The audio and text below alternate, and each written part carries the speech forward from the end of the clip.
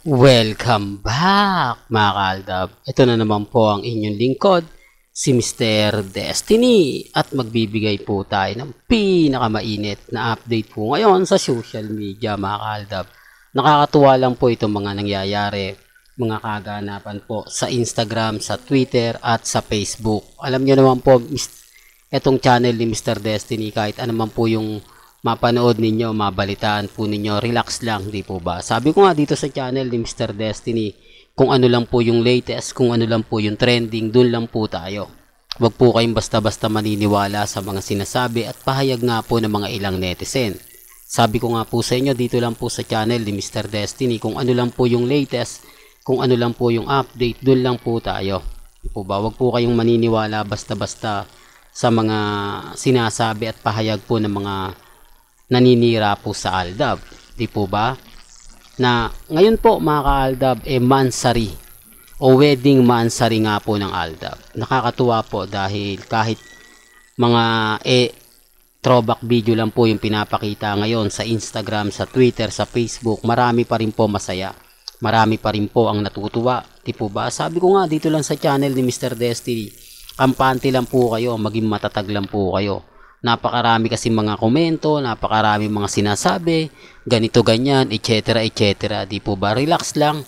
Sabi ko nga kung ano lang po yung latest, kung ano lang yung trending, doon lang po tayo. Huwag po kayong basta-basta maniniwala sa mga sinasabi at pahayag po ng iba. Basta kung ano lang po yung latest, kung ano lang po yung trending, doon lang po tayo.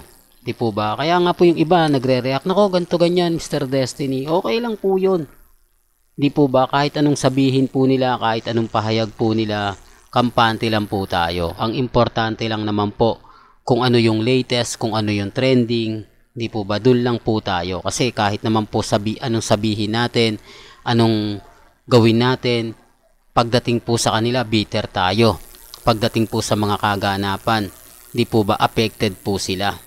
Tapos sasabihin nila, puro fake news daw po tayo. Ngayon puro throwback po yung pinapakita ko. Ngayong mga photos nila Mengay at ni Alden ang talagang ibabato natin. Bahala po sila.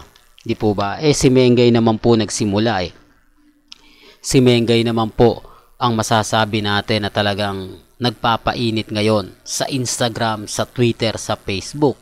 Tapos sasabihin nila, may mga kilig moments daw po. Pero gaya nga po na sinabi ko, wala naman pong kumbaga patunay. Doon sa mga hindi pa po nakakakita ng video, nakakalimutan ko nga po Dapat nga po ngayon ko yun ipapakita sa inyo. Ngayon ko kumbaga ipapatingin para kayo na po magsabi kung may kilig nga po ba o wala. Di po ba? Kaya nga po siguro mamaya-maya na lang po ipapakita ko na sa inyo. 101% sure na po yun. Sabi ko nga dito lang po sa channel ni Mr. Destiny, kung ano po yung latest, kung ano po yung trending, kampante lang po kayo.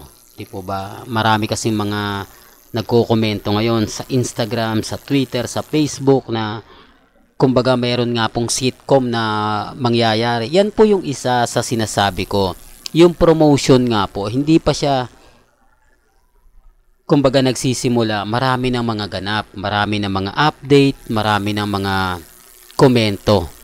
Sabi ko nga po sa inyo, kung ano lang po yung latest, kung ano lang po yung trending, doon lang po tayo. Huwag po kayong maniniwala basta-basta. Huwag po kayo maniniwala sa mga sinasabi agad-agad. Relax lang, kampante lang, maging matatag lang po kayo. Alam nyo, sa totoo lang po mga kaaldab, may kanya-kanya tayong opinyon, may kanya-kanya tayong pananaw. Sa mga nagsasabi ng ganito, mga nagsasabi ng ganon, relax lang po kayo. Di po ba? Basta sa akin, kampante lang. Basta sa akin, matatag lang. Huwag po kayong magsasabi ng ganito, ganyan. Hayaan nyo lang po sila kasi mahirap pong kontrahin Ako nga po, hindi po muna tayong nagre-react kasi pag kinontra po natin sila, pag nagsabi tayo ng hindi maganda at hindi gusto nila, alam nyo lang po ba yung mga comment sa akin? Simple lang naman po mga sinasabi sa akin. Mr. Paasa, Mr. Throwback, Kulto, Delulo, di po ba? Itigil mo na yan. Marami ka ng mga mamis na pinapaasa. Di po ba? Ganyan lang po kasimple. wala na, kumbaga ano na tayo dyan kahit tama po yung sinasabi natin, kahit tama po yung mga ginagawa natin, yan lang naman po yung pambasag nila. Yan lang naman po yung ibabato nila. Yan lang naman po yung mga komento nila. Di po ba? Sabi ko nga po sa inyo, dito po sa channel ni Mr. Destiny, kung ano lang po yung latest, kung ano lang po yung trending, doon lang po tayo.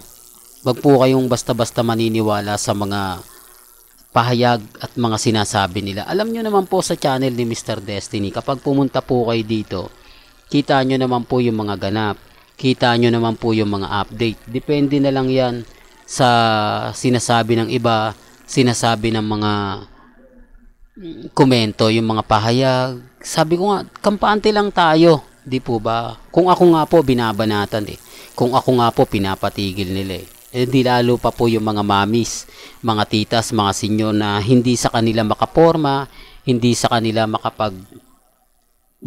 makipagbangayan dahil wala ring gaanong alam, walang gaanong o hindi masyado updated gaya po natin.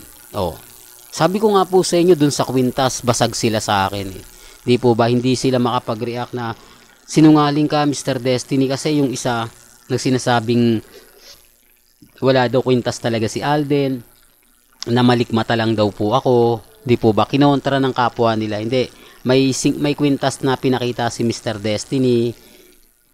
Apat na beses yung video na yun na umaandar, talagang hindi siya inedit, talagang totoong suot yung, kasi hindi lang isang anggulo yung pinakita ko. Di po ba? Kung wala po palang wala tayong resibo, wala po akong ebidensya, ganyan ang gagawin nila sa atin. Ganyan yung mga sasabihin nila sa atin. Di po ba naniwala na po kayo?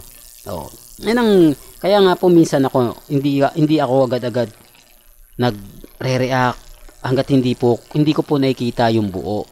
Di po ba? Kaya nga po yung sabi nila na nakakakilig daw yung video, hindi ko muna siya pinansin, kasi di po ba mahirap nga magsalita na ganito ganyan. Tapos yung nakita nga po natin, talagang mahirap siya, kasi every 10 seconds, every 6 to 5 seconds, nag-iiba siya. Hindi siya nakapokus sa isang tao lang, sa isang lugar lang. Halimbawa, naglalakad, hindi doon nakapokus yung 5 seconds sa roller coaster, 5 seconds sa wheel, 5 seconds sa naglalakad sila, 5 seconds. Kaya nga po humaba yung video Kaya nga po umabot ata sa 24-27.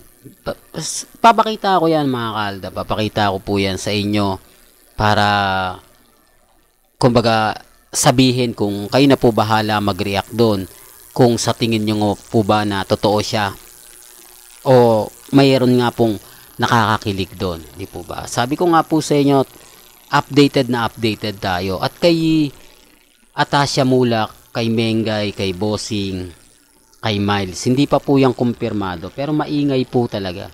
Sabi ko nga po sa inyo, ako nag-aabang lang kung ano yung masasagap natin sa Instagram, masasagap natin sa totoo lang po mga ka-Aldab, hindi rin pa tayo makapag-react, hindi rin ako makapag-komento kasi wala pa naman po siyang formal. Maingay lang talaga kasi nga po gustong makabawi ni Bossing sa mga ginawa ng GMA. Kaya nga po inaabangan natin yan medyo kailangan pabanguhin. Sabi ko nga po sa inyo, parang yung Bossing and Tally Tally and Bossing ata yun na palabas nga po sa Net25 na hindi nga po talaga nag-click. Paano magkiklik wala nga po nagpo-promote? Yan po yung isa sa sinasabi ko. Malaking bagay at malaking tulong nga po ang pagpo-promote. Lalo na nga po kapag doon mismo sa GMA Network. Wala Di po ba? Well, pag-usapan na lang po natin yan sa next mga kaganapan. Hanggang dito na lang po ang ating latest updates. Kaya kung gusto nyo pa po ng pinaka-latest at sariwang update, abay tumutok lang po kayo dito sa channel ni Mr. Destiny para updated po kayo sa mga latest at sa mga bagong video po na ilalabas po natin. Kaya kung bago ka lang sa channel na to at isa kang true-blooded Aldab Nation na nagmamahal kina Mengay at Isoy, tama po ang channel na pinuntahan mo, kaya consider na po kitang bagong subscriber. At wag mong kalimutang i-share ang mga video po natin sa mga mami, sa mga titas, at sa mga senior. Hanggang sa muli, salamat po sa panonood at pakikinig.